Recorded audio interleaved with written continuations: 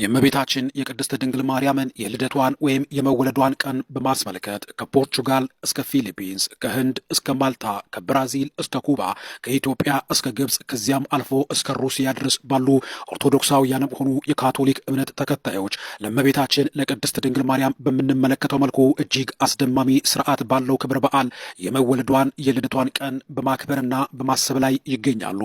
ይህ የሰው ልጅ ለመዳኑ መሰረት የተጣለበት አምላክ እናት የሆነችው ቅድስት ድንግል ማርያም ከእናቷ ከሐና ከአባቷ ከኢያቄም የተወለደችበትን ዕለት በማስመልከት ከምዕራብ እስከ ምስራቅ ያሉት ክርስቲያኖች በሙሉ እጅግ በሚደንቅና በሚያስደምም ስርዓት የቅድስት ድንግል ማርያምን ልደት እያከበሩ ይገኛሉ። እመቤታችን ቅድስት ድንግል ማርያም የተወለደችበትን ዕለት በማስመልከት ሁሉም ክርስቲያኖች በተለይ ደግሞ ኦርቶዶክሳውያንና የካቶሊክ እምነት ተከታዮች ለእመቤታችን ለቅድስት ድንግል ማርያም ልዩ ክብርና ቦታን በመስጠት ይህን የመወለዷን ቀን በማስመልከት እጅግ አስደማሚ በሆነ ክብረ በዓል የልደቷን ቀን መላው ዓለም በማክበር ላይ ይገኛሉ።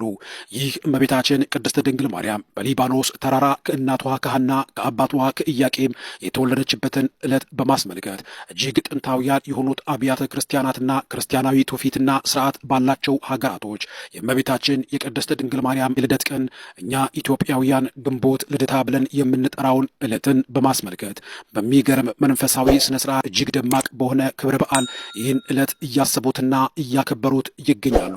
እኛ ኢትዮጵያውያን እንደምናከብረው ለእመቤታችን ለቅድስት ድንግል ማርያም እንደምናሳየው ፍቅርና አክብሮት ሁሉ